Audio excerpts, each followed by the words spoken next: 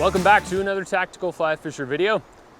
We've got a little respite from flood stage right now with the river coming down the last couple of days, so it's a good time to talk about fishing high water. Whether you live out west where we get predictable snowmelt runoff most years, or you're used to having torrential rainstorms out east and occasional flooding, sometimes you have to confront high water and do what you can to fish it. It's either that or go hit a lake, which I also like to do. But let's talk about high water today and some strategies that can help you be successful when the river's up and turbid. Tip number one, find slow water. Just like the rest of the time, trout need to conserve energy regardless of how high the water is, so they're going to move to where slow water can still be found. That usually means they're going to move out of the middle of the runs and the riffles where you might be used to finding them, and toward the edges where any sort of structure is going to create some slow seams and water they can get behind to conserve energy. Look for that slow water along the bank where the water is also typically shallow, and in that shallow water the fish can still continue to feed visually even when the water gets turbid, since there's enough light penetration. Number two, pick patterns that are visible.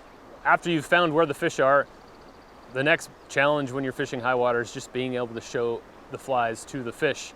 And that both means getting it on their level, but also having a pattern that is visible under the water. So, a couple of tips for having visible patterns. Number one, fish larger patterns.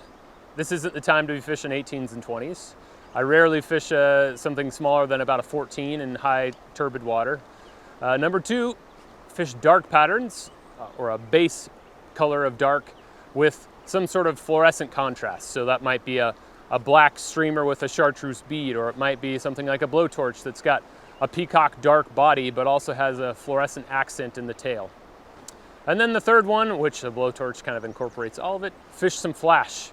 Have a fly that has a lot of reflective qualities to it, whether that's flashy dubbing or tinsel, or that fluorescent bead. Build in components into your fly, or choose a fly that has components that make it more visible than your standard drab imitative nymph. And when all else fails, you can always turn to mops, worms, and eggs. Those are consummate performers when the water gets high and dirty. Third tip here, fish one fly when possible. When you have really turbulent currents, a one fly rig is going to drift better in those turbulent currents. You're not going to have your upper fly on the dropper tag fighting with the currents that the lower fly is in. So either fish one fly or fish your flies closer together than you might normally. But the other issue is you're probably going to catch a lot of snags when the water's high. When you're fishing along those banks that don't get a lot of currents, there are a lot of sticks and things like that like to grab flies. So if you've only got a one fly rig, you're going to spend less time losing flies and re-rigging throughout the day. Tip number four, add movement to your presentations. Lateral movement is especially good if you're fishing a streamer. Movement does suggest life. Now, a lot of times we want to fish a dead drift. Sometimes convincing them that they're alive means adding movement because it suggests swimming.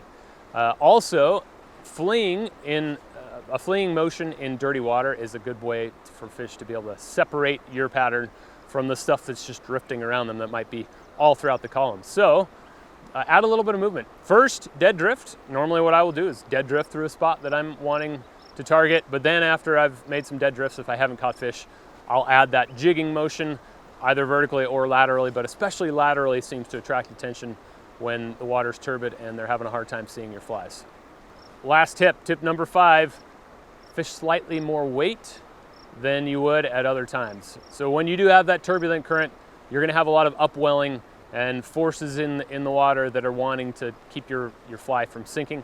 So you might need to go one size heavier or one bead size heavier than you're used to in the same depth of water, and that'll help you get your fly to the fish's face sooner.